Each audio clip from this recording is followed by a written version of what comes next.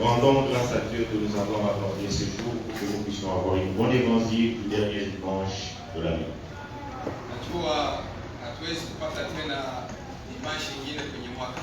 Je sais que nous ne pouvons plus avoir un autre dimanche dans cette année.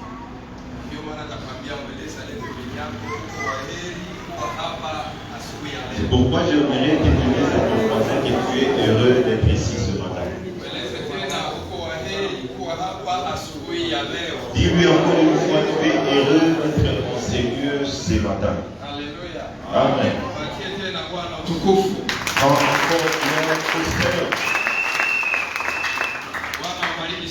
Que le Seigneur vous bénisse énormément. Je sais, comme je vous ai dit, que c'est le dernier dimanche de cette année.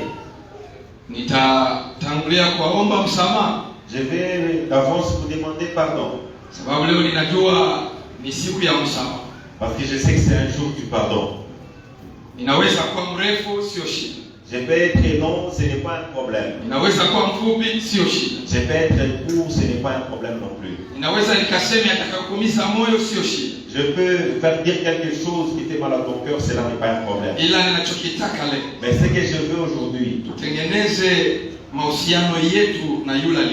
que nous puissions arranger notre relation avec celui qui nous a créés. Si nous avons arrangé avec lui, nous allons arranger avec les hommes. Parce que la Bible dit, si tu aimes, tu dis que tu aimes Dieu, pendant que tu vis avec les problèmes avec les gens, l'amour de Dieu n'est pas en toi. Si j'aime bien Dieu, tout celui qui a été créé par Dieu, quelle que soit ses faiblesses, quel que soit son état, c'est important que je l'aime. Quels que soient les problèmes qu'il peut porter contre moi, ça c'est ça le cœur de Dieu. C'est avoir, être prêt de pardonner. Dis d'abord à ton voisin, avant que tu écoutes le message, je te demande de me pardonner. Même si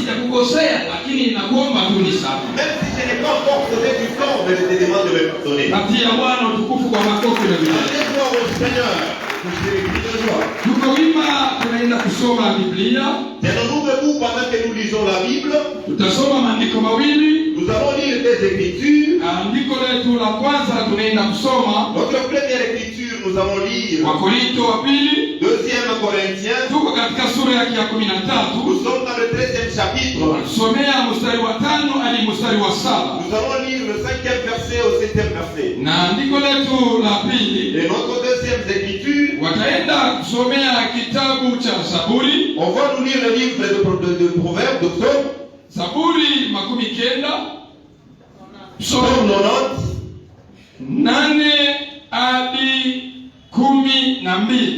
8 à 22. À 12. Dans les livres des Corinthiens, le verset 13, chapitre 13, le verset 5. Examinez-vous vous-même pour savoir si vous êtes dans la foi. Éprouvez-vous vous-même, ne reconnaissez-vous pas que Jésus-Christ est en vous, à moins peut-être que vous ne soyez réprouvés. Mais j'espère que vous reconnaîtrez que nous ne sommes pas réprouvés. 7. Cependant, nous prions Dieu que vous ne fassiez rien de mal, non pour paraître pratique,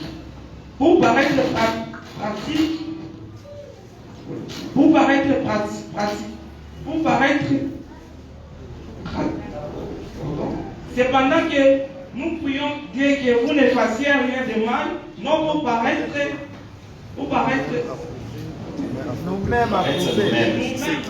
nous-mêmes éprouvés, mais afin que vous soyez comme réprouvés. Merci. Nitasoma Zaburi kwa Swahili. Unaweza kukaa. Je vais lire les psaumes en Swahili, vous pouvez vous asseoir.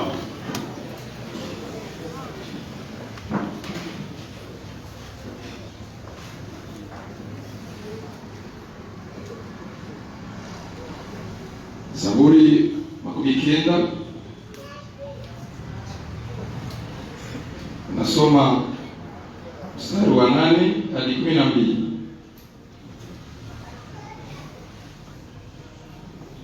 Umeyaweka maovu yetu mbele zako, siri yetu katika mwanga wa uso wako. Umeyaweka maovu yetu mbele yako, siri zetu zimefunuliwa kwa mwanga wa uso wako. Maana siku zetu zote zimepita katika hasira yako, tumetoshewa miaka yetu kama kite. Siku za miaka yetu ni miaka 70 ama 70, na ikiwa tuna nguvu ya miaka ni 80 ama 80, na kiburi chake ni dhahabu na ubatili, maana chapita upesi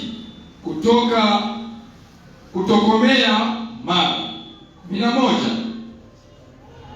Ni nani ajuaye anaweza hasira yako na ghadhabu yako kama ipasavyo hicho chako? Na 12. Basi Bwana unifundishe kuhesabu siku zangu, basi utufundishe kuzihesabu siku zetu, tujipatie moyo wa hekima. Sema amen. Amen. Bwana Yesu awabariki. Que le Seigneur vous bénisse. Amen. Lishangilie neno la Bwana. Rendez-moi pour la parole du Seigneur. Mpendwa katika Bwana, Bien-aimés dans le Seigneur, walitusomea Wakorinto wa pili. on nous a lu 2 Corinthiens. Biblia inasema, La Bible dit, mjioji ama mjichunguze wenyewe, examinez-vous vous-même ili mpate sababu ya kujisifu. pour que vous puissiez trouver raison de vous glorifier. Na huko kujisifu sio kwa ajili ya kujilinganisha na wengine, Je dis se glorifier, ce n'est pas se comparer aux autres, ila kwa ajili yako binafsi. mais c'est pour la gloire de toi-même. Nani aliandika waraka huu? Qui a écrit cette lettre? Ukisoma mwandishi wa waraka huu, Si tu lis celui qui a écrit, ni mtume Paulo. c'est Paul qui a écrit. Paulo anaandikia wakina nani? Paul a écrit à qui cette lettre? Paulo anaandikia kanisa la Korinto, Paul a écrit à l'église des Corinthiens. na ilikuwa ni barua ya pili ya yeye kuandikia. C'était la 2e lettre qu'il avait écrite aux Corinthiens. Kitu kinene katika waraka wanasema, Une de grandes choses dans cette lettre, il dit, mujichunguze nyinyi wenyewe. examinez-vous vous-même. Kwa nini Paulo aliwaambia wajichunguze wenyewe? Pourquoi Paul leur a demandé de s'examiner eux-mêmes? Kanisa la Bwana, Église de Dieu. unajua watu wengi Vous savez, beaucoup de gens, katika kuamini kwao, dans leur conversion, dans leur croyance, katika kuokoka kwao, dans leur conversion, wana kazi ya kuchunguza wengine ils ont le travail d'examiner les autres, na hawajichunguzi mais wenyewe. ils ne s'examinent pas eux-mêmes. Ni wepesi wa kuona makosa ya wengine C'est facile de voir le faute des autres na kuisemea, et d'en parler. lakini makosa yake Mais le faute de soi-même, hajawahi kuyaona. il n'est pas mesure de le voir. Hii ndio kosa kubwa Ça, c'est la grande faute ambayo inatesa maisha wa Kristo. qui est en train de faire souffrir la vie de beaucoup de Paulo chrétiens. anawaambia Wakorinto, On est en train de dire aux Corinthiens, mujichunguze mwe wenyewe examinez-vous vous-même upate sababu ya kujisifu pour mwenyewe, que tu trouves une raison de se glorifier ama toi-même. upate sababu ya kujihukumu mwenyewe Et que tu trouves une raison de te condamner toi-même. katika maisha ya imani. Dans la vie de la foi, Usiwe kama redacteur wale watu wanaenda kupeleleza, les gens qui doivent faire l'exploration, espionnage, haleluya. Wala usikue kama ane ndani ya kanisa, haleluya. Amen. Tumeitwa mtu kwa mtu kujichunguza mwenyewe. Nous sommes appelés l'un à l'autre de s'examiner soi-même. Unapoenda kufanya dhambi, Pendant que tu vas pécher, haina mchungaji anakupelekaka ukafanye ce n'est dhambi. pas le pasteur qui t'emmène pour aller pécher. Haina mzee wa kanisa anakupelekaka ukafanye Ce dhambi. n'est pas l'enseigne de l'église qui t'accompagne pour aller. Ya moyo wako mwenyewe. Tu t'emmènes avec l'état de ton cœur toi-même. Unaenda kufanya dhambi. Pendant que tu vas pécher, Lakini unapokuja kanisani, mais tu reviens avec ce péché. unataka mchungaji akutabiri ya kwamba ulifanya dhambi. Avec que les prophètes te prophétisent que tu as Mungu péché. hakutuita sisi wachungaji kwa ajili ya kuwatabiri kwa mambo ya dhambi. Dieu ne nous a pas créé les pasteurs de vous protéger pour le Hata péché. nikikuona unaifanya, Même si je te vois en train de pécher, sio mimi ce nitakuapisha. n'est pas moi qui allais te condamner. Haufanyi kwa ajili Tu yangu. ne le fais pas pour moi. Unaimkosea aliyekuweka katika Tu dunia. as menti à celui qui était venu dans ce Na ndio monde. maana Wakristo wa Korinto C'est pourquoi le chrétien de Corinthe, wanaanza kunichunguza katika tabia yao, ils ont laissé à s'examiner dans leurs habitudes. wanaanza kunichunguza katika mwenendo wao, Ils ont laissé à s'examiner dans leur comportement. wanabakia na kazi ya kuchunguza wengine. Ils ont eu le travail d'examiner les autres. Hapa walianza kumkritike meme Paulo Ils mwenyewe, ont commencé à critiquer même Paul lui-même. wanamlinganisha jinsi Yesu aliita wa mitume 12, Ils ont comparé comment Dieu a appelé les 12 disciples. wanataya jina ya Paulo haina. Ils ont cité les noms, mais les noms de Paul n'y étaient pas. Wanaanza kujiuliza amekuwa mtume namna gani? Ils ont cité, sont appelés les devenus disciples de quelle manière. Paulo alipopata ufunuo Paul a eu une révélation. akawaandikia. Là, il les a écrits. Hamna ndani ya kanisa Vous n'êtes pas dans l'église kwa ajili ya kujua wito wangu niliitwa namna gani. pour connaître comment est-ce que j'ai été appelé. Mmeokoka kwa injili niliyowaletea, Vous êtes convertis pour l'évangile ni que kwa je vous ai faida appelé. yenu binafsi. Et il faut regarder vous-même. Haleluya! Amen. Kama uko hapa kanisani Si tu es dans l'église, ni kwa faida yako. c'est pour tes propres intérêts. Nataka mtu aseme niko kanisani kwa faida yangu Je voudrais binafsi. que quelqu'un dise que je suis à l'église, c'est pour mon propre intérêt.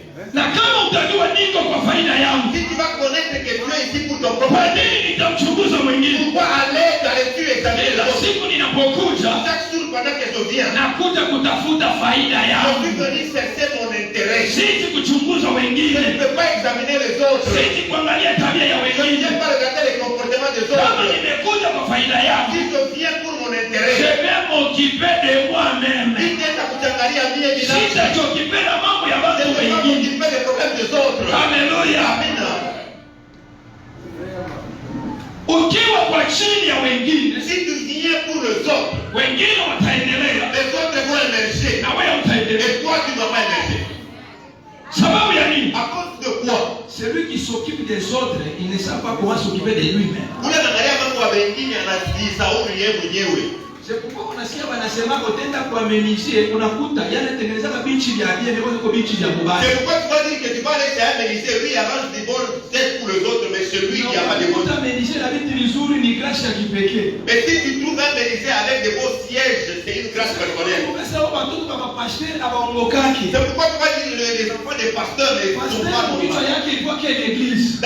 Les pasteurs dans sa tête, ils vont à l'église. Alors on n'a pas gagné ça. Fulani biko. Qu'est-ce qui ne marche Il pas? ne s'occupe pas même ya watoto Il yake. ne regarde même pas ses Kama enfants. bakaongoka. Mais s'ils sont Ni convertis, classe particulière. c'est une œuvre Et maintenant particulière. quand il ne fait pas à l'église, C'est quand on va au il y a Cocaïne, kuchunguza watoto ya tu vas pastor. examiner les enfants du Il y a pasteur. venu à l'église. Tu sais organiser ça Juu yako wewe Mungu. pour toi-même.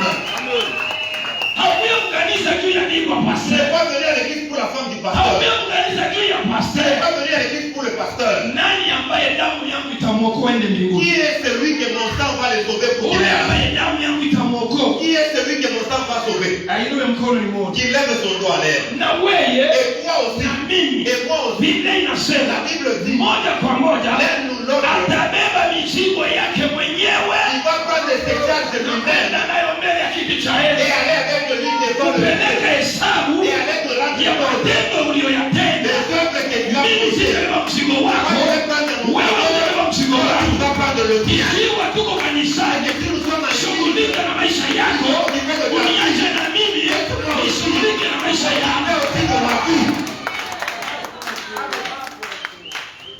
Haleluya. Amen.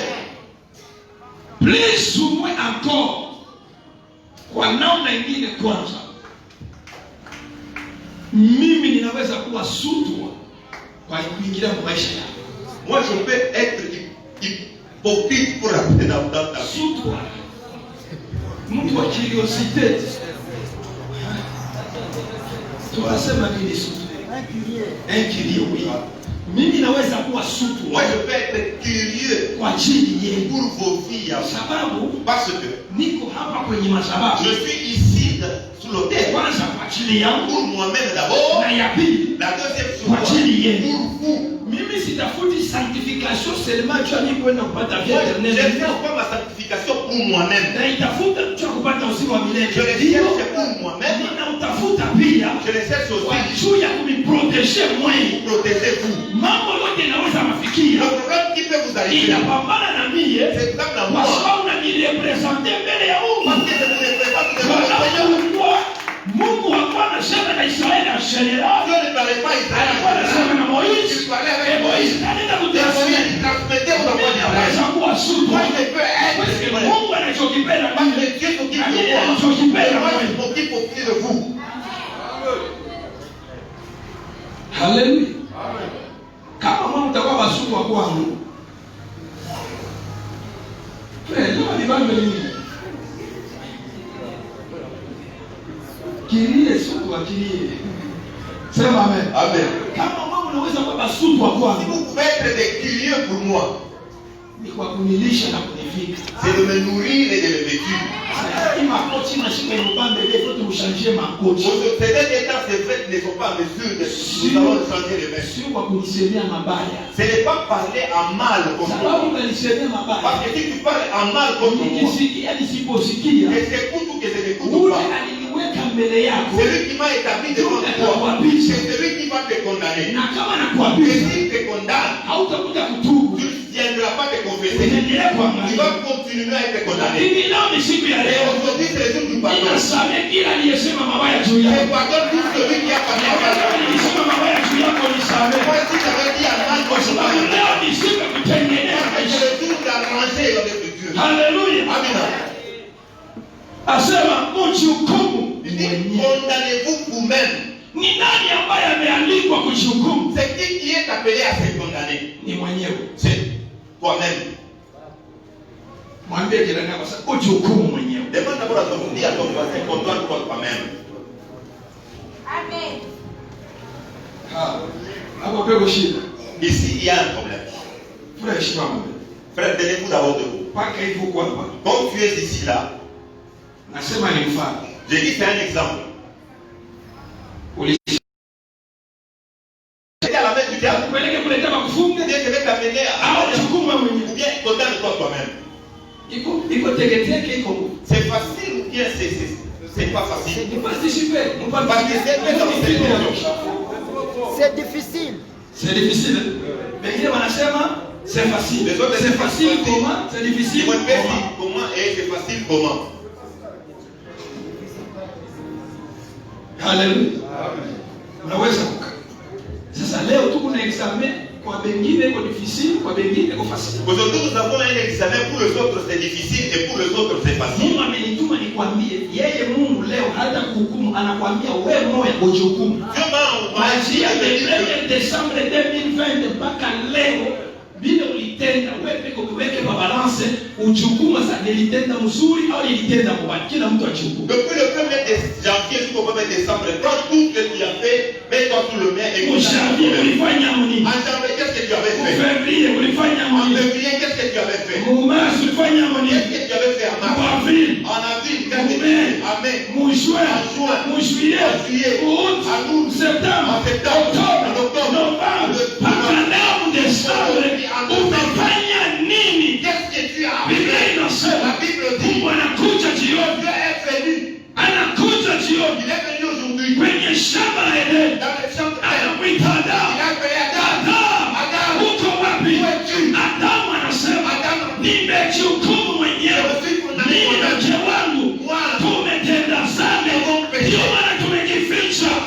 Mpendwa, wanaotenda dhambi lazima wajihukumu wenyewe. Usingoje mchungaji akuhubiri ukisha kutenda dhambi. Mchungaji anahubiri unaenda kumtukana, yeye anahubiri mpaka ya usharati, yeye anahubiri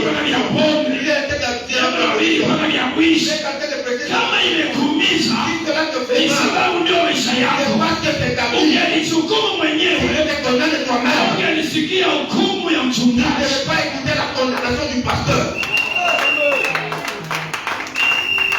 Kanisa la Bwana, L'église de Dieu, dhamiri isiyohukumu la conscience qui ne se condamne pas, qui ne se eko répond pas. morgue spirituelle. Il est dans la morgue sur le plan spirituel. Kuko Wakristo eko morgue Il y a spirituelle. les chrétiens qui sont à la morgue spirituelle. Walishakufa. Ils sont des amants. Biblia inasema La Bible est en train de mshahara wa dire dhambi le salaire du péché, c'est la mort. mauti Et la mort, na ya mwili c'est pour le na ciel. ya roho. Et spirituellement, Anamwambia Adamu na Dieu Eva, est en train de dire à siku Abraham, utakuja le jour que tu vas manger, tunda utakufa. tu vas mourir. Siku walikuja. Le jour où ils ont Est-ce que walikufa? est-ce qu'ils sont-ils morts? Répondez-moi non. Répondez-vous, dites-lui. Église, je suis méchant aujourd'hui. Mais la peur vous a dit, C'est comme ça. Alléluia. Amen. Alléluia. Amen. Est-ce que chez vous walikuja walikufa? Le jour où ils ont mangé, ils sont morts.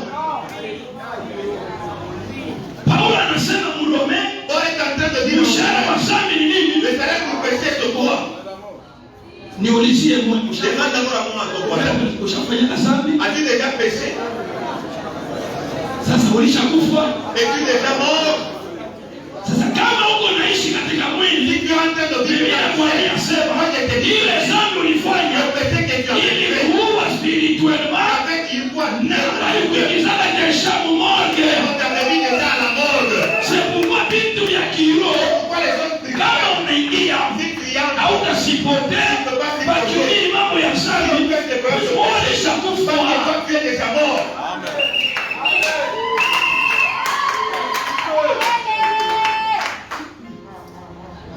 Muulize wale jenasi waliweka mumorge ya wapi? Demande-moi d'abord à ton voisin, on t'a posé dans quelle morgue?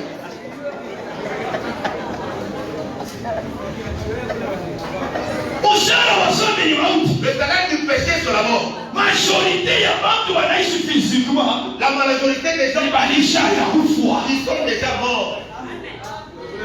Écoutez, Chiquilla, pour vivre même un miracle de Dieu, tu as pris ce miracle la là. Bible nous dit quoi? Tu viens la faire Dieu maintenant. lui-même dit ceci: Mungu yeye mwenyewe je anasema, suis le Dieu des vivants. mimi nakuya Mungu wa walio hai. Si tu es mort spirituellement, Kama utakufa comment tu kiroho, peux vivre un miracle toi qui es mourant? pourquoi tu peux vivre un miracle toi tu es déjà mort?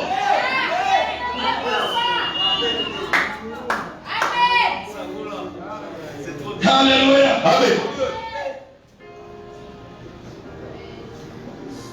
Mais neema ya Golgotha Mais la grâce de la croix de Golgotha, iliyomkuta Lazaro sio hata mumorge, il a trouvé Lazare même pas dans la mort, ikamkuta kukaburi, mais ça l'a trouvé dans les sépulcres. amekwisha kuoza kwenye sanduku, Il était déjà pourri, neema ikamfufua. mais la grâce l'a ressuscité. Lakini hiyo neema Mais cette grâce-là ilikuwa itapanda Golgotha. n'était pas encore allée à la Ile croix. neema ilipopanda Golgotha, La grâce qui était montée à la croix, haikufufua Lazaro moja, cela n'a pas ressuscité seul hata Lazare. asubuhi ya leo Même aujourd'hui, de ce matin, itafufura maelfu ya ça Walazaro va ressusciter le million de Lazare walikuwa wamekwisha kufa katika maisha ya qui dhambi. était déjà mort dans la vie du péché. Ulishindwa kuachana na dhambi, Tu ne peux pas me dire que tu n'es pas du péché. ulishindwa kutengana na Tu ne dhambi. peux pas me dire que tu n'es pas du péché. Neema ya Golgotha La grâce de la croix de asubuhi Golgotha, ya au leo matin d'aujourd'hui, itakufufula, ça va te ressusciter. itakutosha Ça va te sortir katika wafu waliokufa kwa ajili ya dhambi. dans la cause du péché. Pokea neema Reçois la grâce ya kuishi maisha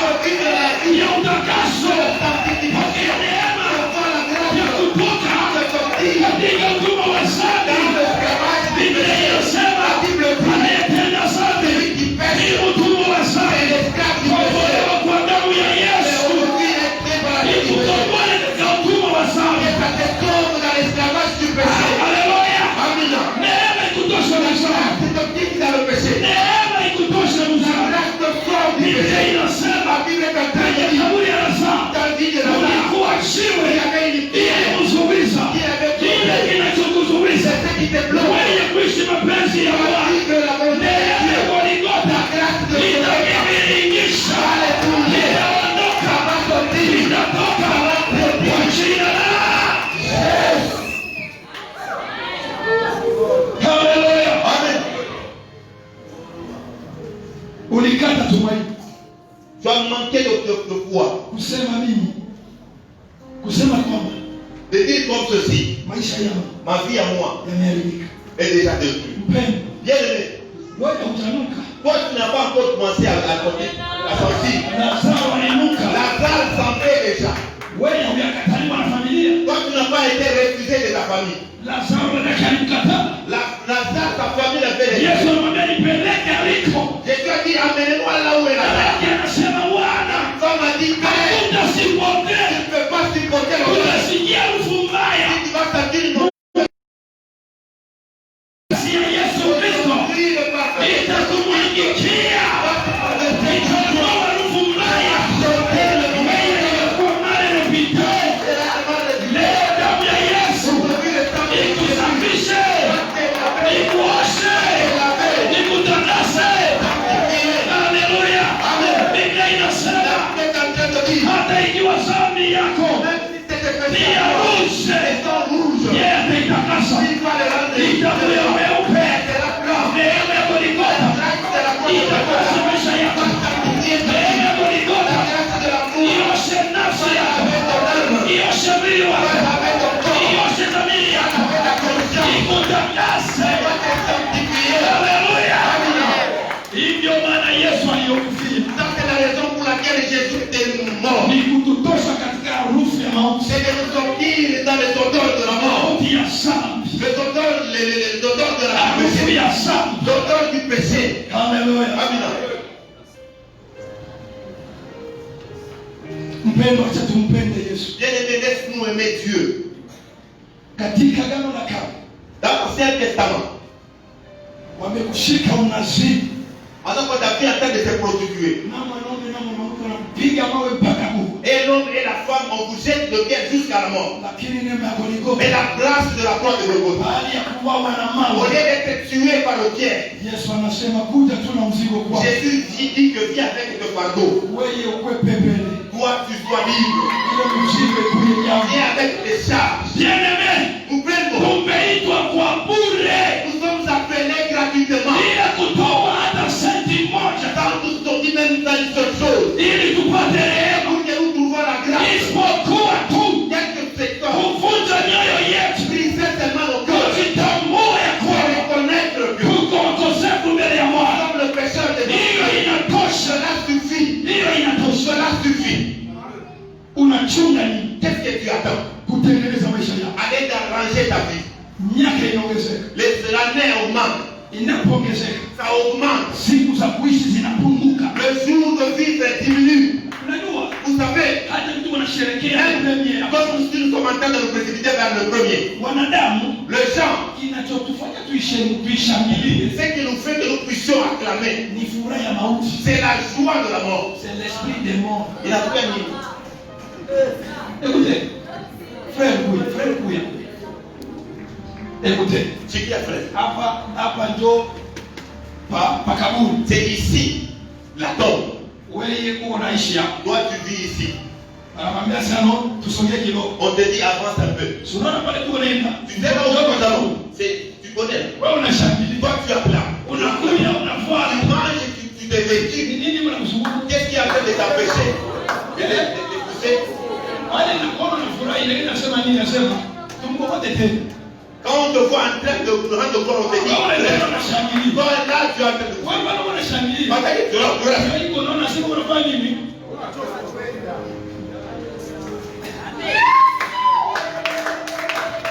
Maana Biblia inasema C'est pourquoi la Bible dit, Musa, Moïse, mwandishi wa Zaburi ya makumi kenda ni Musa, ni wimbo wa Musa, celui qui écrit le psaume, c'est Moïse. ni maombi ya Musa. C'est le prière de Moïse. Musa naomba anasema, Moïse est en train de dire, Bwana, Seigneur, siwezi kuishi tu, je ne peux pas vivre seulement. unifundishe kujua kuhesabia masiku yangu ya kuikala hapa duniani. Aide-moi à savoir compter les jours dans le monde. Quelque part, Basi moja, Moïse alikuwa anapeleka kwenye inventaire Moïse ya maisha avait yake. l'inventeur de ta vie. Munyumba Dans la maison, kama hamuna inventaire, hamuna budget, hamuna programme, ni nyumba yenye kufa. s'il n'y a pas de programme, l'inventeur, le budget, c'est une maison morte. Unapata 10,000. Vous trouvez 10 000. Baba anasema 10,000 Le père dit que c'est 10 000, ni akuza Thomson. c'est pour payer les torsions. Kama anakuya Maman vient, anasema il 10,000 dit que c'est 10 000, ni ya kutupa. c'est pour jeter. Mtoto wa kwanza akakuja. Le premier enfant vient. Mtoto wa kwanza. Moi je suis le né. C'est 10 000. C'est pour nous avons nous partager. Le deuxième enfant vient. Nous avons nous donner aujourd'hui dans cette maison. Il n'y a rien qui va se faire, qui se fera. Amen. Ninachokitaka siku ya leo, Ce que j'aimerais ce matin, kurudisha kila mmoja arudie mbele mafashi yake, c'est que tout un chacun rentre à sa place. atielewe kile Qu'il se connaisse qui il est. unayokuwa mwanamemba ndani ya kanisa. Vous savez même être membre dans l'église. Na uyue pourquoi tu Et es. que tu ne sais même pas pourquoi tu es dans l'église. Tu es mosité. Unakuja mtu aona na lazima.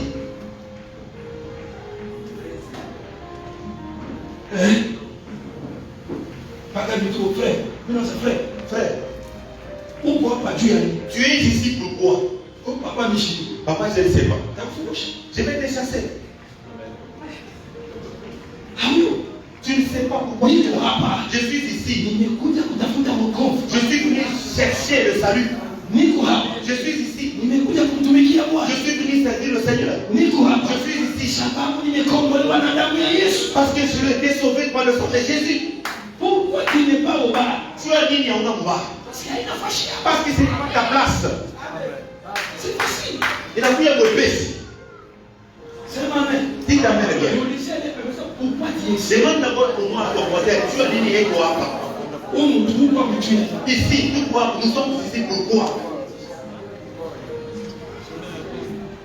Unaweza kusema hapa juu ya wokovu. Tu peux dire ici c'est pour le salut. Kama waskari waliingia hapa, Mais c'est les soldats entrés ici.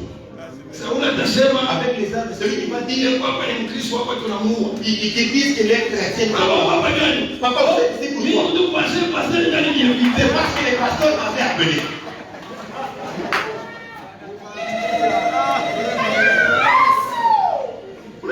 Hata mimi. Vous savez même moi. Unaweza kwenye mchungaji. Si on dit c'est moi le pasteur. Bwana, bwana kwa Le pasteur c'est lui qui est habitué avec. Haleluya. Amen. Ile Biblia inasema La Bible est en train de dire usiogope anayeua mwili, pas craindre celui qui tue le corps. uogope anayeua nafsi. Craignez celui qui tue l'âme. Tumeokoka na kuwa hapa Nous sommes convertis kwa ajili ya kuokoa nafsi yetu. pour aller sauver notre âme. Hivi hivi Et que le second, hata ufanye siècle si tu fais un ni mavumbi, c'est la poussière. itarudia wapi? Mavumbi. Poussière. Unajua watu wanaogopa kifo cha mwili. Vous savez, les gens craignent la mort du corps. Tusiogope kifo cha mwili. N'ayons pas peur de la mort du corps. Tuogope kifo cha nafsi. Ayons plutôt peur de la mort de l'âme. Biblia inatupatia 70 La Bible est en train de nous donner 70 ans. kama mimi niko deja mwa 54. Si moi je suis déjà dans les 50 Nikaba mu 70 mwa 54. si je prends déjà 70 ou 50 il ne reste que 24 qui arrivent. Tukisema hapa tuko na le vrai Kanambo. Si nous disons que nous avons le révérend Papa Kanambo, Deja kama 70. il est déjà dans les 70 et plus. Ongea na maneno ni mabli robisi. Lui il est en train d'aller déjà au plus robuste. Beba tamu 80 mwa 70. Si nous disons même 80 ou 70, Tunaona kama maisha hapa dunia. vous savez que la vie de ce Hata uipambe namna même gani si tu l'embellis de quelle manière, ni ubadili c'est mtupu. ancien. Mtu asitaka ule atakufuaka C'est lui qui ne mourra pas. ni ule mtu wa ndani. C'est la personne Kufa mauti ya pili. que ça va il peut mourir dans la deuxième mort. Tu mauti ya pili. Parce que la deuxième mort Iko na cimetière moja. a une seule Ile cimetière. cimetière Et ce cimetière, ni moto c'est le feu au kuwashiwaka au nakashiniwa. qui ne sera pas éteint et qui n'a pas été allumé. Ni umilele. Et c'est un feu Kanisa. Église, Ndugu yetu ambao wamekufa katika dhambi. nos frères qui sont morts dans le péché, Ikiwa wanapata heri ya kurudia leo. avaient la chance de rester. Wanatuhakikishia Ils se rassurent. kama tunaogopa kutoka hata nchi. Nous devons même avoir Dieu de pour refuser le péché. Tunajua historia ya mtajiri na Lazaro. Vous savez l'histoire du riche. Anamwita Abrahamu. Il appelle Abraham. Mtume ule maskini wa J'aime ces pauvres-là. ambaye leo ni mheshimiwa. Aujourd'hui, c'est quelqu'un qui est respectueux. Acha nipe hata maji kidogo. Il vient me donner même un peu d'eau. Abrahamu anamwambia iwezekana. Abraham lui dit cela est impossible. Hadi hata vidole tu. Il prend même ses doigts. Ile vidole ilikuwa ni chakula ya uchafu. Et les doigts qu'il les yeux et les doigts ça. hawezi kumpatia mkono hivi. Il ne peut pas lui tendre la main comme ça. Afanye. Il donne le bout du doigt. Unajua kuna watu wanadharau. Vous savez, il y a des gens qui ont kumpatia mkono. il lui donne la main et lui donne le bout de doigt. Sasa anakugusia kuchoka vidole. Il te touche seulement au bout de doigt. Et il commence à regarder ça. Hujawahi kuona watu wanaona hivi. Avec des articles, quelqu'un comme ça. Ndivyo utajiri alivyokuwa. C'est comme ça que c'est riche. Ila siku aliitika. C'est tout les actes. Vidole vya uchafu. Que ses doigts ça. Iweke maji. Que ça mette de l'eau. Haya kuweke mkinywa yake. Même dans son Upendwa. bien-aimé. Neno la Israeli. La parole que tu as entendue. Kanisa la Israeli. L'église que tu as entendue. Chungaji la Israeli. Le pasteur que tu l'église. Kesho. Demain. Utamtafuta. Tu vas le chercher. Utajua heshima Tu yake. vas connaître son esprit. Utajua bei Tu yake. vas connaître ta valeur. Wakati kingaliki leo. Maintenant et aujourd'hui. Ujipe heshima Donne-toi de la valeur. ya kuikala De rester ndani ya kanisa dans l'église. na kuishi Et de vivre. maisha ya Ukristo ya kweli. Vivre la sanctification, la vie réelle. Ueleze kweli. De te dire la vérité. Mungu akatuma malaika wake hapa Dieu envoie son ange ici. na shetani atume malaika wake hapa, Le diable aussi envoie son ange. alafu waseme wafanye vote, Qu'ils disent que nous allons voter.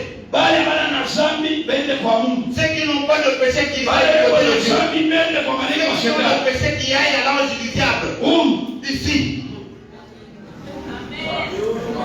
Muulize kwa sababu watakuwa Demande pour moi ton voisin, où seras-tu? wewe utakuwa wapi? Où tu seras? Juu Biblia inasema La Bible dit, usiwe il ne faut pas voler. de janvier mpaka leo Desemba. La Bible jusqu'à décembre, n'a-t-il pas volé? Wizi Le vol kwa Mkongo unakuwa sasa ni kopo. au Congo devient comme si c'est un Mungu vol. leo naiba sasa nipika kako. Quelqu'un est en train de voler, il dit que j'ai fait un vol. Biblia iwe kopo. La Bible, c'est ça, le Biblia vol. inaimba ni wizi. La Bible connaît que c'est du vol. Uko mwizi, uko mwizi. Tu es voleur, tu es voleur. Haleluya. Amen. Kubeba kitu ambacho ukupewa haina kiasi. Prendre une chose qui ne t'appartient pas, c'est du vol. Sio kweli? C'est du vol. Na kupatia 5,000 wewe umpatie frère Je Elie. te donne 5 000 avec le frère ici. Wewe unakupatia 3,000 sasa nimpika baba kopo na baba odeni. Toi, tu parlais de 3 500, je fais comme c'est 1 500. Haina wizi. Ce n'est pas du vol. Sasa ona yaibaka kwa mwana mkono. Qui n'a pas encore volé, qui met d'abord son doigt en l'air. Twende na yaka frère wangu ikasema kuluma. C'est ce qui est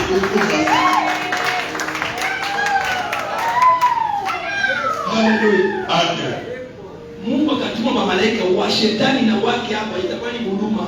Si Dieu envoie les anges, les diables aussi envoient le tien, ça sera vraiment la pitié. Wanaambia bwana Attention, regarde, évite. mimi ndio kwa malaika. Moi, j'ai Jaya wa Mungu. l'ange de Dieu. Usikia Mungu anasema, On appelle que "Mudose mula unitashaka kukataza niwekaga mwana kasimplisi wao kukulibaka ndio." Ah, mimi kwa sababu ya wewe. Kama leo tutadai tuko watoto ya Mungu. si aujourd'hui nous allons Haina juu ya nguvu yetu. ce n'est pas par notre Ni foi, huduma wa Yesu c'est Kristo. par la pitié de Jésus-Christ. Ukaishi nje ya Yesu. Si tu vis en dehors de Jésus, Wewe ulishakufa. toi tu es déjà mort. Haleluya. Amen. Asema usizini. Kusini. Il ne faut pas se prostituer. Unajua kuko kusharatika na kuko kusini.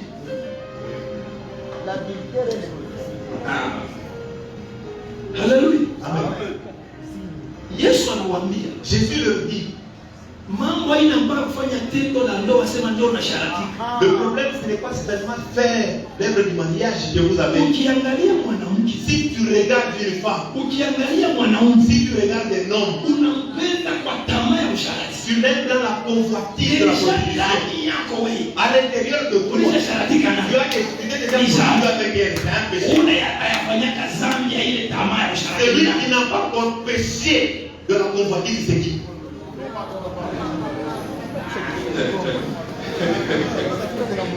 Haleluya. Amen.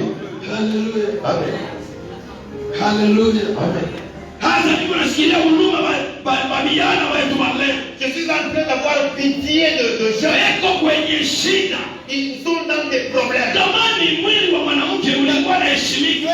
Dans le corps de la femme avec Anaufichika vizuri sana. un cache très bien. Na ilikuwa inasaidia wanaume wasizini. C'est en train de dire au Mais shetani analeta modernité.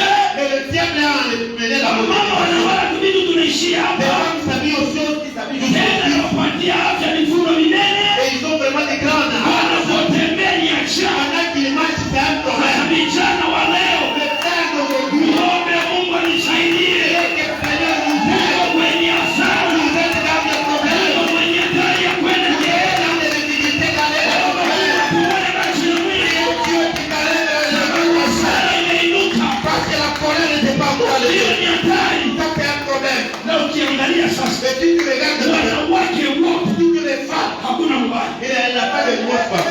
Ukiangalia Si tu regardes la gauche, ni mrembo, elle est très ni jolie. mzuri. Elle est belle. Ukiangalia huyu Elle n'est pas comme tes cheveux. ungelioa tatuni. Tu devais te marier à un homme. Ungelioa tabayani. Tu devais marier à un homme. Ungelikuwa Daudi. Tu devais être David. Ungekuwa Naamia. Qui en avait 1000. Lakini kwa ajili ya La Yesu porte de Jésus amezuiza, qui a bloqué, amevunja tamaa ya qui a mwili, brisé la convoitise. amekufanya kwa mtoto wa Mungu. Ça fait que tu sois enfant de Dieu. Wapendwa, Bien-aimé, tumpende Yesu. aimons Jésus. Yesu ni mzuri, Jésus le bien. ametuzidishia Il nous a empêchés. ili tusiishi sana. Pour que nous ne vivions pas le péché. Ametupa na Roho wake Il nous a donné son cœur. anayetuliza tabia za mwili, Il nous a refusé le comportement de la chair. amevunja nguvu za Il mwili. a brisé la force de la chair. Hata unapomsogelea Même si tu t'approches, mwanamke mrembo, une très jolie femme. Yesu anakutuliza, anakwambia Pierre, calme-toi. huyu siye mke wako tulia. Celle-ci n'est pas ta femme. Basi unatulia. Mais tu te calmes. Hata moyo mwili unateswa, Même si le corps souffre, lakini moyo unasema mais le cœur dit, mimi ni Yusufu, moi je suis Joseph. sitakusaliwa Je Potifa. n'ai pas touché la Nilikuwa pauvreté. wangu. Je vais m'en aller. Mwili unakwambia Le corps qui parle hana upendi. et qui parle. Yesu anakwambia Jésus te dit, mwanangu, mais mon frère, uwe kama Yusufu. il faut être comme Joseph. Jeune garçon, Frère, il faut fuir l'impudicité. il faut humilier au Jalati. Siku ni za kale. Les jours sont mauvais. Zamani ilikuwa kigumu mama mkubwa akatafute na kijana kanome kuwa mume. Dans les temps, c'était difficile d'une jeune maman d'aller chercher un garçon d'être son. Mais leo ni rahisi. Aujourd'hui, c'est facile. Unakuta kina mama tu Tu vas trouver une grande maman anakabwana katoto avec un petit garçon. toka bwana yake. C'est lui son mari. Unakuta baba Tu mkubwa trouves un grand papa anakabili katoto avec une petite ndiye fille. mke wake. Elle est sa femme. Dunia imeingia kwenye changamoto, Le monde est entré dans la confusion. ila Yesu Kristo Jésus-Christ, hakuna yule angalimwona il Mungu. n'y a personne qui pouvait voir Sote Dieu. tungelikufa na dhambi, Nous devons mourir avec le péché. hasa wakati huu ambao Mais c'est temps ici. teknolojia Le inajidevelope. péché a avancé tellement. Hapa ni hatari, C'est vraiment un problème. hatari kabisa. C'est difficile. Kuna maisha ambayo mpaka sasa wameruhusu mwanamke na mwanamke wafunge ndoa. Il y a des pays jusqu'à maintenant qui autorisent les femmes entre elles de se marier. Lesbian Les lesbiennes. inaruhusu wanaume kwa wanaume wafunge ndoa. Ils permettent les hommes entre eux de se marier. Kanisa tunaenda wapi? L'église où ils le Kama font. unacheza na imani leo, Si tu joues avec la mambo parole, yaliyokuya kesho les problèmes qui viennent de toi, utasimama. tu ne peux pas supporter. Teknolojia La technologie itakuingiza katika elimu ya kupotea na va t'amener kuangamia. dans le temps de te Na perdre. ndio maana Biblia inasema C'est katika pourquoi la Ufunuo, Bible est en train de dire la chose. shika sana ulicho nacho. Il faut que tu te dises, Haya mafundisho unayosikia leo l'enseignement que tu as yanaweza kuonekana kuwa ya chini. je veux que ça soit bas. Sawa mpendwa, Mais c'est bien kuna élevé. wahubiri wa juu Pendant que nous prêchons pour la lakini vie, nakusihi mais moi je t'assure, hii yangu ya leo, et que pour aujourd'hui, ikiwa mhubiri wa chini ça soit un petit peu uyashike, yatakusaidia kesho. Le Dunia inaenda kuharibika. monde va pour la destruction. Kama utashika imani Si yako, tu ne vas pas prendre ta foi, kesho utapotea. demain tu seras perdu. Hapa kando kando yetu Afrika Kusini Jusqu'à côté de chez nous à l'Afrique du Sud, hakuna mambo kubambana mkono. il n'y a pas un problème de prendre. Loi ina permettre au tabamba bibi makoshi. La loi permet de pouvoir trouver ta femme en... Hein? Donc bibi eko na droit ya kwenda kwa bwana hata 60. La femme a le droit d'aller convoiter le mari même 60 hommes. Kisha anaambia magharibi kwako njoo kwake. Après, elle rentre chez toi, c'est là chez lui. Na hata unamkuta naye anakumbatiana naye. Même si tu la trouves toute collée, Huwezi kufanya lolote. tu ne peux rien faire. Anaruhusiwa. Elle est autorisée. Unajua? Vous savez, Hapa kwetu alifanyiki. ici chez nous, ça ne se fait Sababu pas. serikali haruhusu. Parce que l'État n'a pas encore permis. Pepo ya washerati hapa Kongo iko tena. L'entité dit chez nous, Serikali ikapima kuruhusu. si le gouvernement autorise, Wa baba tulie machozi. le papa, nous allons pleurer. Wake zetu tunao. Les femmes que nous avons, Kama watakosa msingi katika elles imani, vont manquer la base dans la foi. kesho utakuwa na mabandata Mais 28. même tu auras vraiment des bandes. Si tu benye kuwa na pesa kukuzidi, Tous ceux qui ont de l'argent plus que toi, anauzia kari elles lui payent une voiture. kama ni fogi Si c'est fogi. Vobis. Wakati anainunua mama anaangalia Pendant sana qu'elle fait kwenye que la board. femme regarde que ça c'est Mama beau. anaenda kwa yule bwana. La femme va chez Kesho l'homme. anamwambia mimi ninakujengea nyumba ya ghorofa. Pendant qu'elle dit que moi je vais te construire une maison Anaenda kwa d'étage, nyumba ya ghorofa. elle va aller dans cette Kesho maison. anasikia sasa mimi nitakuzia ndege. Pendant qu'elle dit que moi je vais te Anaenda construire kwenye une maison, ndege. elle va aller là où il y a Kuna des avions. kiama kinakuja wapendwa. Et ce qui arrive bien aimé, Kama utachunga msingi wa il imani faut yako abandonner la base de ta foi na kuijenga vizuri katika Yesu, et bien le construire en Jésus-Christ. kesho Jésus, utakuwa Mkristo wa China, tu seras vraiment un chrétien par le nom. ila hutamwona Mungu. Tu ne verras jamais Dieu. Unajua kuna Wakristo wa Vous China savez, il y a des chrétiens hawatamwona qui Yesu, ne verront jamais Dieu. na ndio maana Biblia inasema C'est pourquoi la Bible est en train de lire. ili wataniambia, Le Seigneur vont me dire, Bwana, Seigneur, nilihubiri j'ai prêché kwa jina la, à ton nom, anasema mais il m'a dit, ulihubiri tu as prêché. ila sikujua. Moi, je ne te connais pas. Bwana, nilitabiri. Le Seigneur avait prophétisé. Nilitabiri. Tu avais prophétisé, oui, mais je ne te connais point. Nani ambaye hajawahi kuwa kwenye kilalo? Qui est celui qui n'a jamais traversé un pont? Wakati unakuwa kwa kilalo, na kilalo kinafunga pamoja na wewe. Pendant que tu traverses un pont, est-ce que les ponts traversent ensemble avec toi?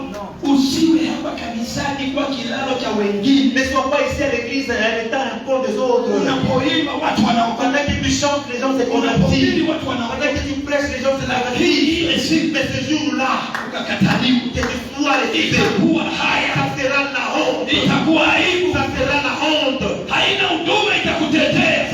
Ce n'est pas le ministère qui va Hata te gagner. nihubiri watu wananishangilia. Même si j'avais enseigné les gens vont Hata regarder. nihubiri watu wananitolea dola za pesa. Même si j'enseigne les gens, oh, Hiyo haitakuwa kitu mbele ya Bwana. ça ne sera rien devant le Seigneur. Ninatoa hesabu Je vais rendre compte ya maisha yangu binafsi. de ma vie, Hiyo moi-même. siku nitakuwa peke. Ce jour-là, je serai seul. Yesu amekaa kwenye kiti cha Je Yesu. serai devant la chaise de Dieu. Nimekuja mbele yake. Je viens devant lui. Ninasimama. Je me tiens devant lui. Anakamua jina Il langu. commence à décrire mon nom. Ananiuliza, Il me demande, wewe ni nani? toi c'est qui? Mimi ni askofu Moi Kasongo. je suis avec Castor. Ananiangalia. Il me regarde. Ananiangalia.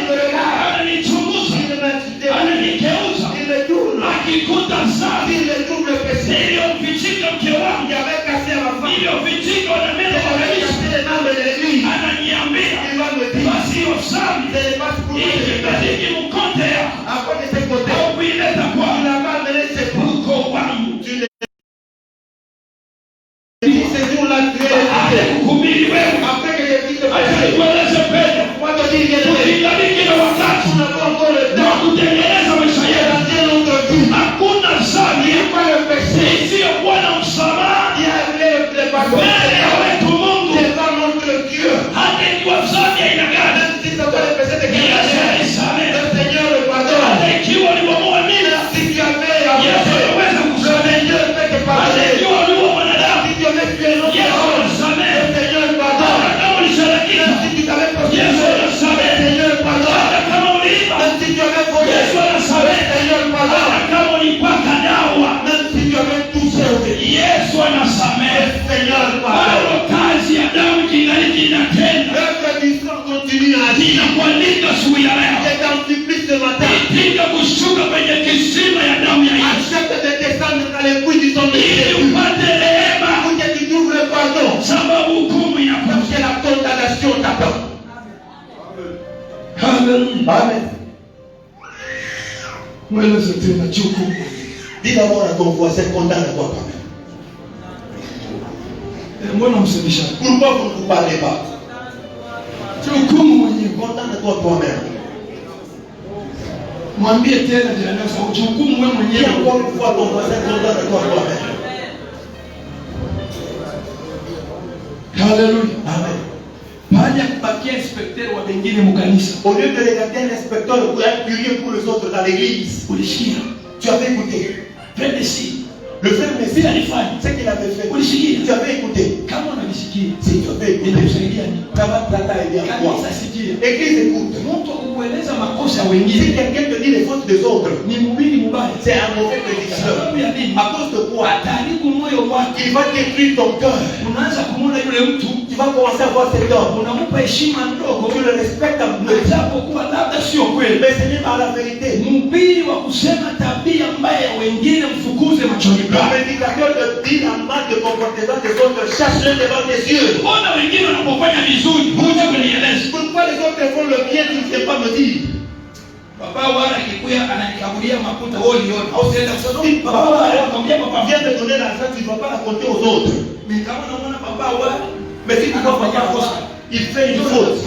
C'est quand tu vas me dire, papa, on a fait ça. Cela va m'aider en quoi? Mambo ya zambi. Le problème du péché. Hata bibi hawezi kunisaidia kubeba zambi yangu mbele ya kiti cha enzi. Même ma femme ne peut pas m'aider à prendre mes péchés devant la chaise de Dieu. Hata mtoto wako hutamsaidia tu ni mtoto wako. Même ton enfant, tu ne vas pas l'aider parce que c'est ton Kila enfant. mtu atabeba mzigo wake binafsi. Chacun va prendre sa charge lui-même. Acha niwaeleze wale ambao wana wababa wamekwisha kuzeka sana. Laisse-moi vous dire ceux qui ont de parents qui sont déjà vieillis. Hata kama amezeka hawezi tena hata kutembea. Même s'il a vieilli, il n'est pas besoin de marcher. Usaidie bado katika dunia sababu mbinguni hutakuwa na msaada wa kumsaidia. Aide-le dans ce monde parce que dans le ciel, tu n'auras pas le temps de l'aider. Ashinde kutembea, aweze kutembea, atabeba mzigo wake mwenyewe. Il soit en mesure de marcher ou pas, il va prendre ses fardeaux lui-même.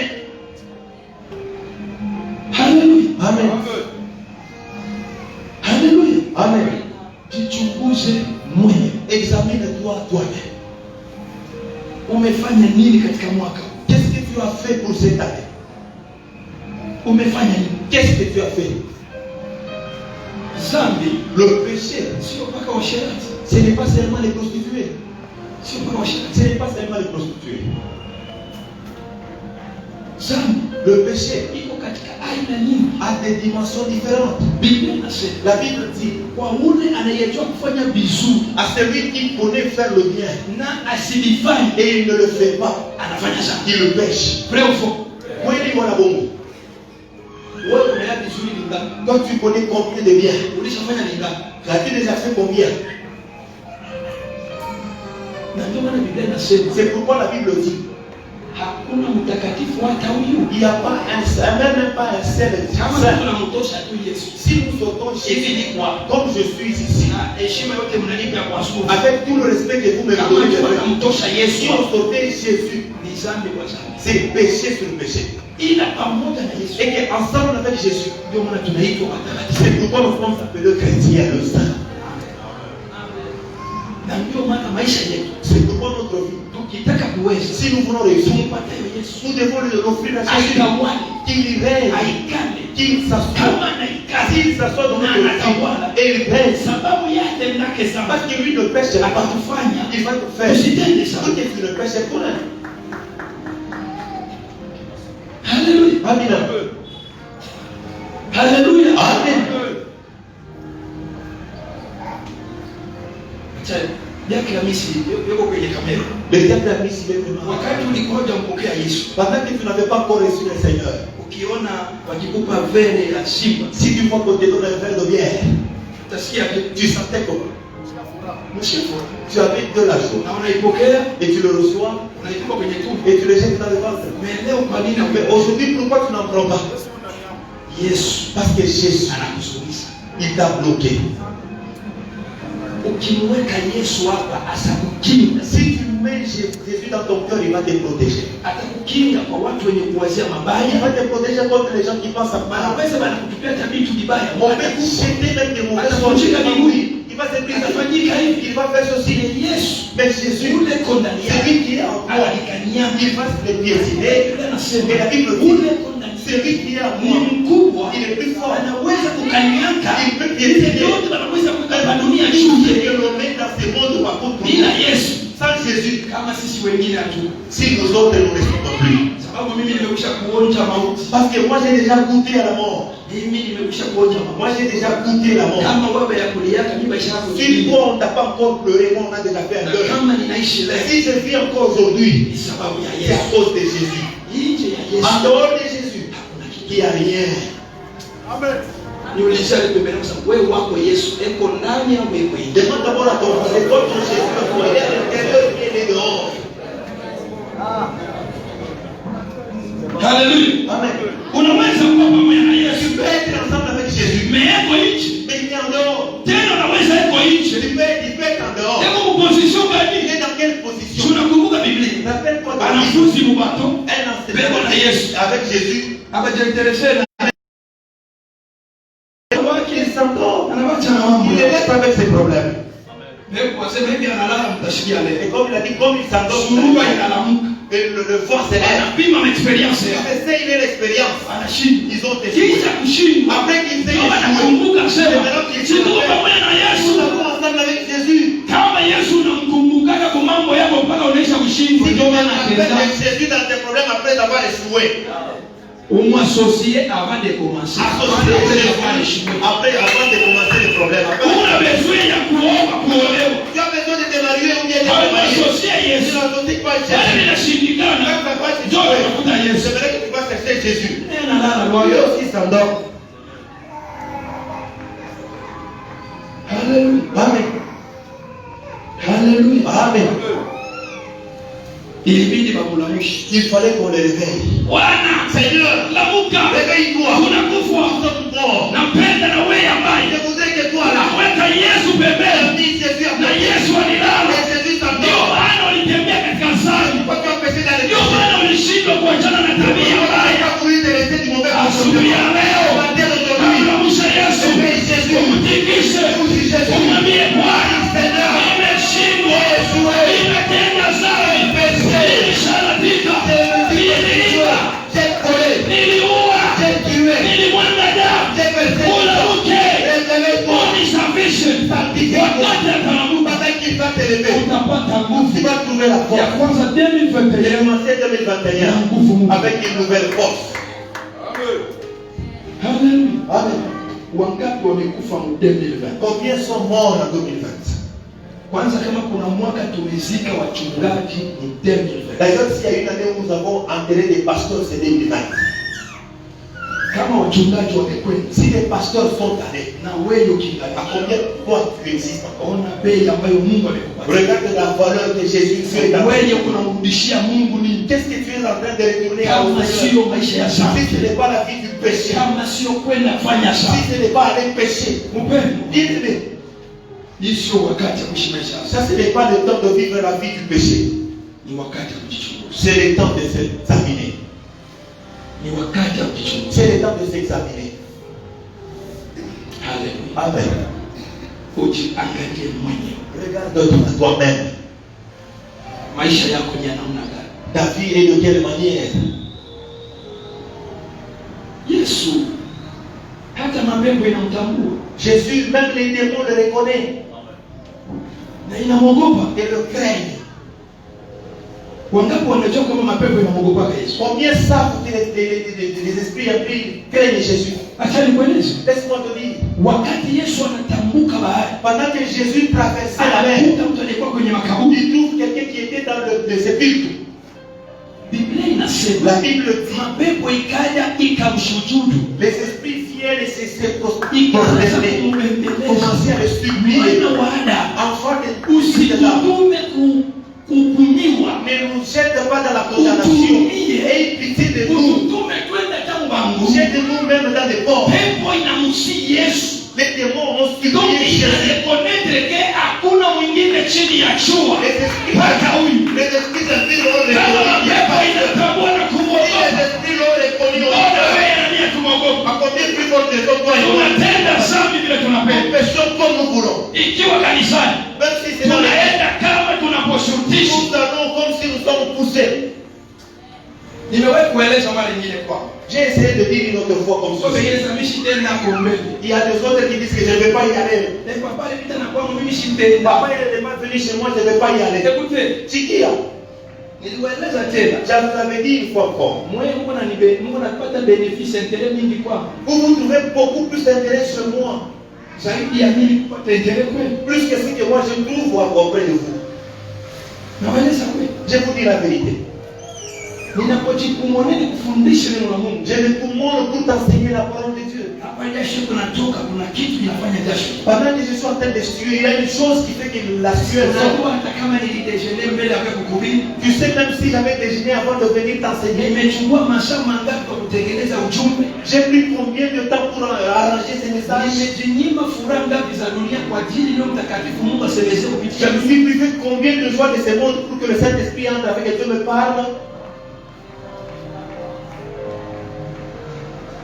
na ndio maana hata Paulo anasema, C'est pourquoi même Paul est là. anayejimbika kwenye madhabahu, Celui qui travaille sur la chair, lazima apate mshahara kwenye c'est madhabahu. important qu'il trouve le Église, salaire. vous devez me payer. Kanisa inabidi munilipe. Kama mnilipaki ni Mungu mbaya. Si vous ne me payez pas, c'est par mauvaise foi.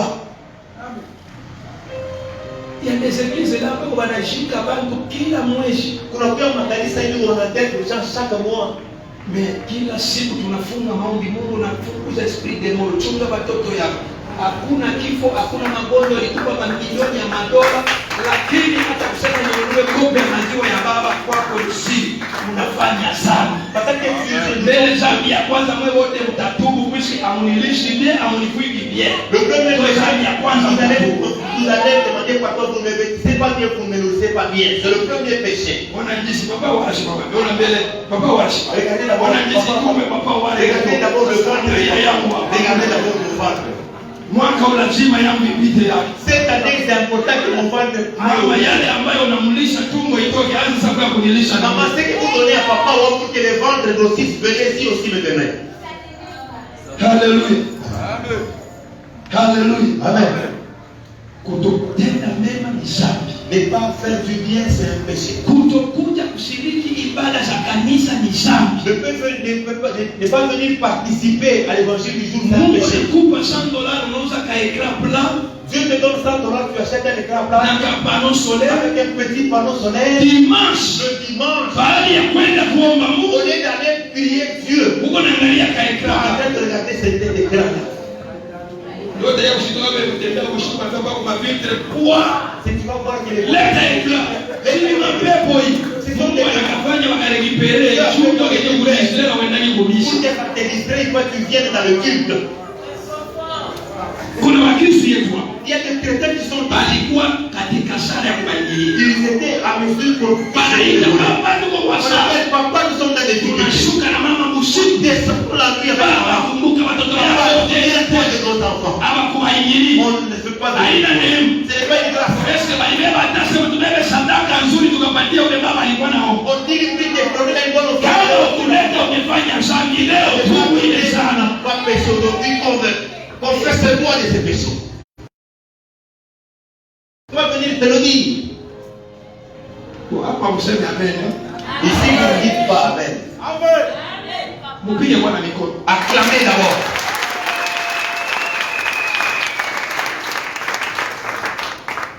Hallelujah. Amen. Kanisa la Bwana. L'église de Dieu. Biblia katika kitabu cha Waroma La Bible dans le livre de Romains, sura ya 14 chapitre 14, mstari wa 12 verset 20, iko nasema est en train de dire kila mtu atabeba mzigo wake mwenyewe chacun prendra son binafsi fardeau lui-même na kusimama nao mbele ya uso wa et Bwana. se tenir devant la face de Dieu. Kama umekuja kanisani, Si tu viens dans l'église, usiangalie mambo ya watu ne wengine, pas regarder les problèmes des autres, usibebe historia ya maisha ya watu ne pas wengine. prendre l'histoire de la vie des autres. Unajua kuna watu hapa kanisani, Vous savez, il y a les gens dans cette mambo église, yote yanapitikanaga les mkanisa, problèmes qui se passent dans yeye l'église, anaiwa lui il les connaît. huko mwasara ya zambi. Tu es dans l'état du péché. Kama unayoka mambo ya watu wengine huko mwasara ya zambi, Si tu connais les problèmes des autres, tu es kama vraiment dans le péché. tabia kujiforme mambo ya wengine, kuanzia leo acha, utaona zambi itakupunguka. Laissez ce comportement de se former des problèmes des autres à partir Mtu d'aujourd'hui. atakwambia ushikiza mambo ya wenyewe Si quelqu'un veut te usiniambie. dire, dis non, laisse-moi dire moi mon problème. Kanisa la Bwana, Kanisa Biblia inasema La Bible dit, kila mtu atabeba mzigo wake. tout un chacun prendra son Kama fardeau. hilo mnalisaratika, Dans cette zambi ya usharati ni ya prostitution, ilunga, de prostitution, de aina ya pepo. ce n'est pas pour nous de tout. Haleluya. Amen. Sema amen. Unajua na Wakristo wengi zambi wanayo leo wewe unafanya kinyume ya injili. Vous savez, les chrétiens, le péché qu'ils ont aujourd'hui, ils font l'encontre de l'évangile. Kinyume ya injili ni nini? L'encontre de l'évangile, c'est quoi? Acha nikwambie. Laisse-moi te dire. Wewe na mpinga Kristo. Toi, accepte lui qui est en Antichrist. Mkubwa na mdogo. Vous êtes de petit et grand. Mkubwa na mdogo. Vous êtes petit et grand frère, pourquoi? Kwa hiyo mkanisa, Si dans l'église, bakihubiri mahubiri, si on enseigne la prédication, hawezi kufundisha wengine ile mahubiri. tu ne vas pas enseigner les autres la prédication qu'on t'a enseignée. Wewe hauna wa Kristo. Toi, tu n'es pas du chrétien. Wewe unachunga. Toi, tu attends. No, frère Mathieu balimubamba na dada mwa mkanisa. Le frère Mathieu, on l'avait attrapé avec une femme. J'ai dit, c'est un exemple. Sasa wewe unatoka. C'est quand toi, tu vas sortir. Frère Mathieu, on l'avait attrapé avec une soeur de l'église. Papa, le frère Mathieu, on l'avait attrapé avec une soeur de l'église. Après que tu lui dis, tu l'as fait entrer dans le péché de l'église. Tu l'as sali. Au lieu de m'évangéliser, Au lieu de partir de ça, on a mouillé. toi tu l'es. Et puis, papa, on a un Au frère Mathieu, que papa regarde. Papa Mathieu, quelqu'un qui est fraîche. Mtumishi anatuaminia. C'est comme ça qu'il vit. Anakufa kiroho. Il meurt Damu yake yeye. son sang en lui. Hakuna na mimi nilikuwa msharati. Non, c'est le même Wewe unafanya. Papa Mathieu le fait. Unatokea ante Kristo. Tu deviens Unaenda kudetruire imani ya tu vas détruire la foi de wewe. Utaenda gehenna. tu vas aller à l'enfer. Na sadaka ulitoa itakufuata gehenna. Et l'offrande que tu as offert va te Unajua ndani ya Biblia Vous imeandikwa savez la Bible est kuna watu il wengine y a d'autres personnes wakikariki pa dunia qui sont encore dans ces mondes. dhambi yao Et leur péché tu inapita wingi est vraiment ilisha nombreux. kutangulia kuanza C'est déjà précédé dans iko na l'enfer. wachunga En kuanza train de les attendre dans l'enfer. mtu ule dhambi inatangulia kuanza Celui qui prend le péché à ndio mkanisha tu juu ya kulanda il wengine est dans l'église par formalité. ndio wako rafiki. C'est lui ton ami. Merci. Accent. Niko mbaya kwako. Je suis mauvais pour toi. Merci. Accent. Ule ndio mzuri kwako. Celui-là il est bien. Merci. Accent. Siku ya mwisho Le dernier jour. mbele ya kiti cha enzi C'est pas la chaise ndio royale. utaiwa Tu valeur vas connaître la valeur ya mchungaji de wako. ton pasteur. Ndio utaiwa stahili alikuwa anafanya. Connaître ce qu'il faisait. Ilikuwa cha faida kwako. C'était important pour toi. Au hapana. Ou bien non.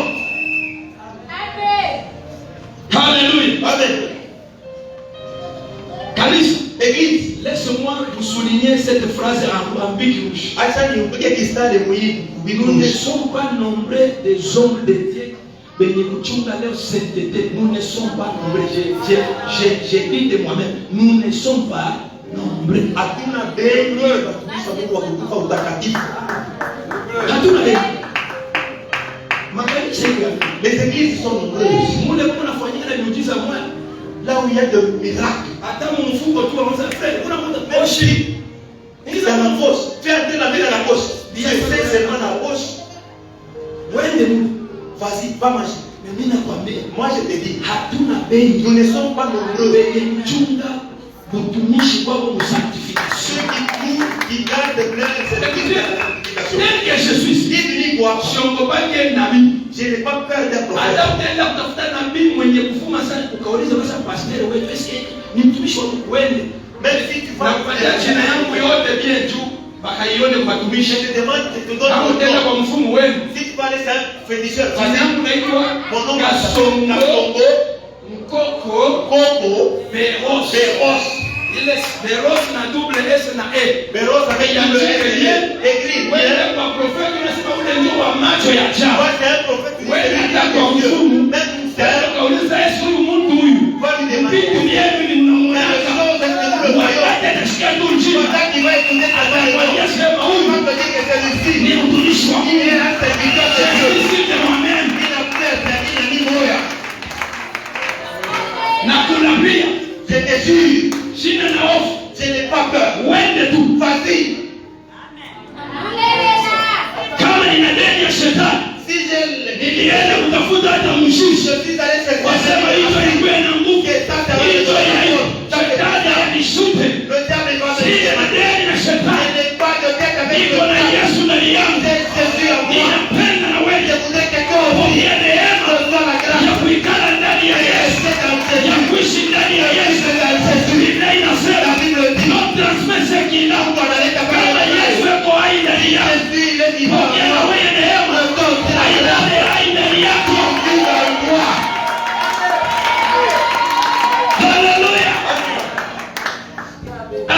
ajali ya makosa na matendo fulani. Le péché, Tuko katika dunia. nous sommes dans ce monde. Na ndio maana damu ya Yesu bado inaendelea kutenda. C'est pourquoi le sang de Jésus continue à travailler. Haleluya. Amen. Haleluya. Amen.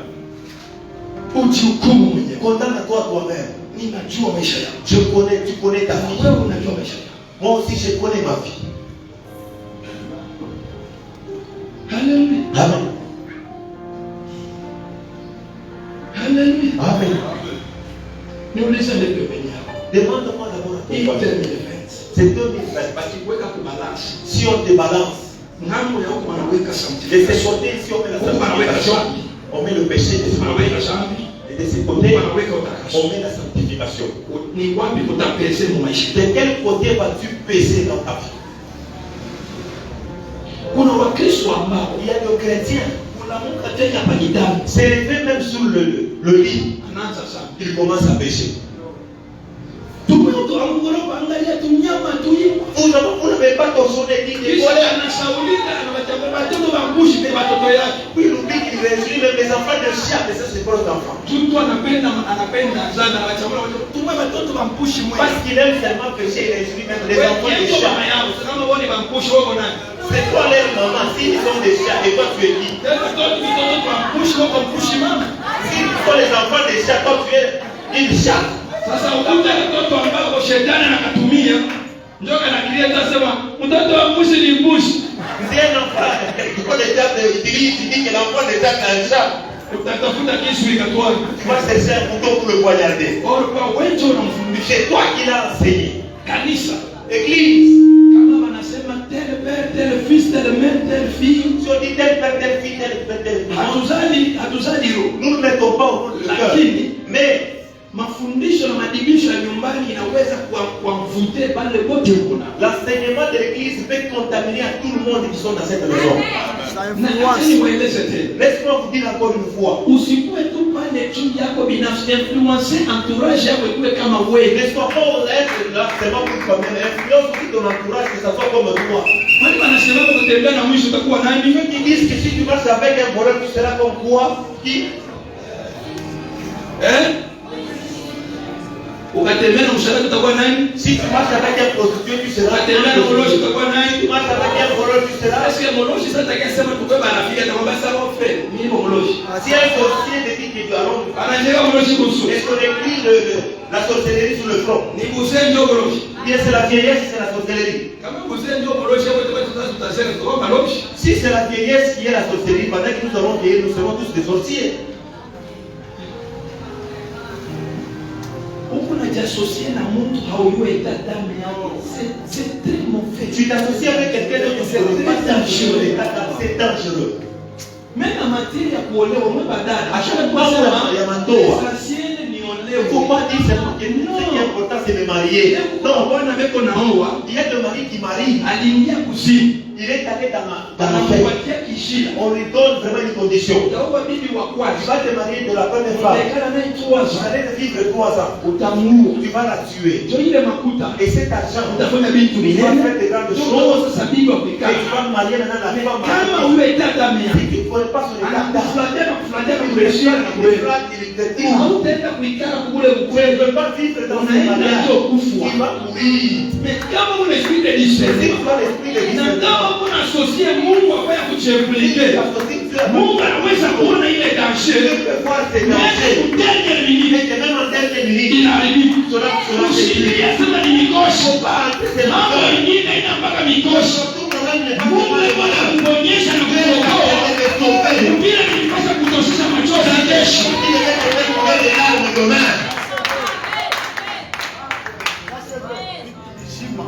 Haleluya. Oh, ni mikosho kama Mungu ekubezwe na mtu, Mungu anataka kumchunga asiangukie mmasaba. Je, uko ndani ya kanisa. Mtu mwingine anaweza kuja. Eko na maambisho ya kuloga kanisa. Eko na maambisho ya kuangusha watumishi. Eko na maambisho ya kufanya na vitu kadha. Mungu akaona moyo wake. Na ile maambisho eko naye ya mbaya. Mungu anaweza kumtosha naye. Utabembeleza, utaita. Shika. Yule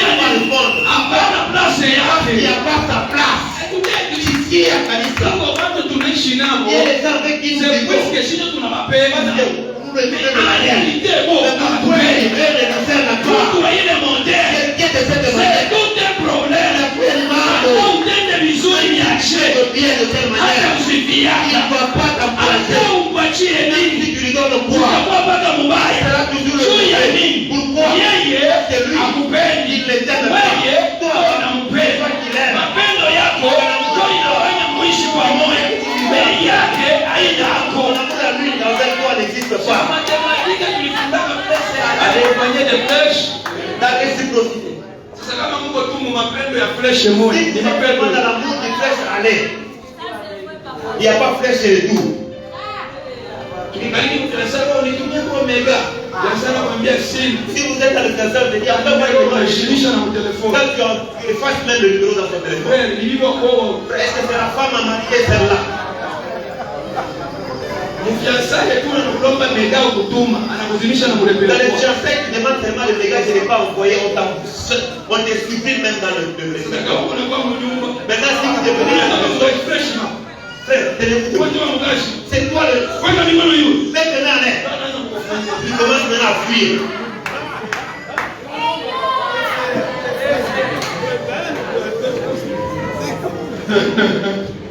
mnyumba huko mambo Dans la maison, il y a beaucoup de problèmes. Nezi kuona baba wale kwa babu kwa mwanzo kumekunyuma mama kilishaka makoti. Tu veux que papa dans.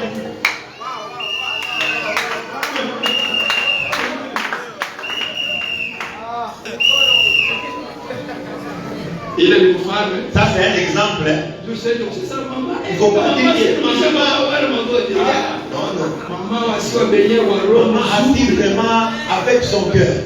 Sia monaka na siligani mtabasamu. Je n'ai jamais vu se fâcher, elle toujours souriante. Hallelujah. Amen. Sema amen. Dites amen bien. Sema tena. Dites encore amen.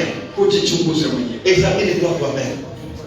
Ukachokipenda mambo ya watu Tu wengine. t'occupes des affaires des autres. Uko napoteza ndani ya kuchokipenda mambo Tu es en ya train de prendre le temps de s'occuper de tes vitu problèmes. ya kiroho. Des choses spirituelles. Kila mtu weko hapa Tout est sa juu ya kuchokipenda maisha yake yeye moya. de sa vie lui-même. Bibi yangu hawezi kuingia msimu wa milele msi alikuwa bibi wa Efeke. Mbele bibi na bwana kutaishani kwa dunia. Kwa bibi atakuwa bibi Ma yangu. femme n'est pas entrée dans la vie éternelle parce qu'elle était la femme d'un évêque. D'abord, le problème du mariage va s'arrêter dans ce monde. Useme ça. Unajua hii hali? Umshikilie bibi yako kuivu na bwana kudunia. Chukumbi moja atakuwa wako. Anakuwa wa Yesu. Hallelujah. Amen.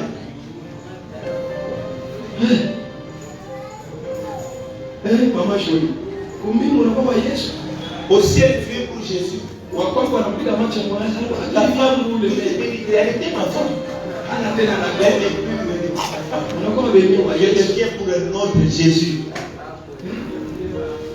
Hallelujah. Hallelujah. Amen. Ila leo napenda tutubu. Et qu'aujourd'hui, nous voulons nous confesser. Kutubu C'est confesser. ni kusema nini? Ça veut dire quoi? Acha mbele niseme kitu kimoja. Je vais dire une chose. Zaburi makumi kenda. Somme chapitre 90. Pawili pale tulisoma. Au 8e verset que nous avons. Biblia inasema nini? La Bible est en train de dire. Hata dhambi tulioifanya kwa kufichama. Même le péché que nous avons fait en cachette. Wao wanafichama. Toi, tu te caches en train de pécher. Wasikuone On ne te voit pas na dhambi yako. avec tes péchés. Uko En nafichama. train de te cacher. Ile dhambi unafanya kwa Le kufichama. péché que tu fais en Biblia cachette. inasema La mzaburi. Bible dit en chose. Wakati tutafika mbele ya Yesu. Pendant que nous irons devant Jésus. Mwanga wa uso wa La Yesu. lumière du visage de Jésus Utatuangazia. va nous éclairer. Wakati unatuangazia. Ça va nous éclairer. Utafichula. Ça va t'habiller. Dhambi yote. Tout le péché Ile nilifichika mchungaji wangu. qui avait caché ton Itaonekana cœur. mbele ya Yesu. Ça va se manifester devant Juu Dieu. ya nini kufichika Tu sana? vas cacher le péché.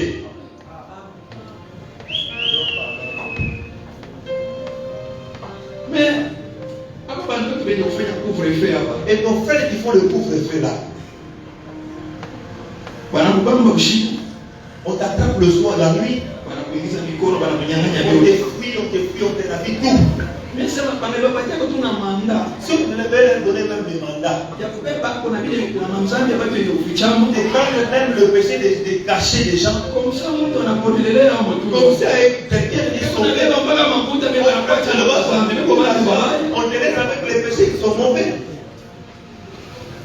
il faut te laisser pour faire couvre-feu spirituel. Nous devons aussi amener les gens qui doivent faire le couvre-feu spirituellement. Hallelujah. Amen. Kwa kufanya couvre-feu spirituel. Ceux qui font le couvre-feu spirituellement. Hallelujah. Amen. Utafichika sana. Tu vas casser le péché. Mchungaji asijui. Le pasteur ne connaît pas. Église écoutez. L'église prosesi ya kutengeneza Il y a maisha. un processus d'arranger la vie. Kama inahitajika kuona mchungaji wako, Il est possible que tu fasses usimvishike kitu. ne lui cache de Hata rien. nieleze, Laisse-moi vous dire, ba médecin le médecin, wanakaa wanasoma serma yao ils sont en train de prêter un serment. ya kutosha siri ya mtu aliyemtunza De ne pas avouer le secret de la personne qui l'a soigné. moyo wake wote, hata nyenemi bila kumuua. Il le soigne de tout son cœur, même si son Ile ennemi serma le tue. wanaiwekaka wanabamba drapeau Ce serment-là, on le fait en attrapant le drapeau. ili niwe askofu, Mais que ce soit au évêque, ili niwe mchungaji. que ce soit pasteur, Nimeweka serma mbele ya roi des rois j'ai mis le serment pour mettre mon frère dans ma femme. que je ne peux pas trahir la mission me confiée. Mais je suis pour trahir une mission de l'inipewa. Même kama niko na bibi na watoto, Même si j'ai une femme et des enfants. wewe unakuja kuleta zambi yako, Toi, tu vas avouer tes haina péchés. wajibu yangu. Ce n'est pas uniquement. Nikamwambia hata mke wako, Je peux dire même à ma wewe femme. mimi mwenyewe, D'ailleurs, même moi-même. baada ya kuongea na wewe, Après de dire avec moi. akili yangu haina kule, Ma pensée n'est pas na là. siwezi kuminimize Je ne peux jamais pas te diminuer même role ya empêche. le rôle d'un pasteur. Nilipata watu wenye kuwa na usahihi, C'est de prendre les gens qui ont des wenye kuwa na faiblesses, magonjwa ya des kiroho, maladies spirituelles, wanakuja kukonsultation ya à medecin, la consultation du médecin. anaanza kuwatunza. Commence à les soigner. Niko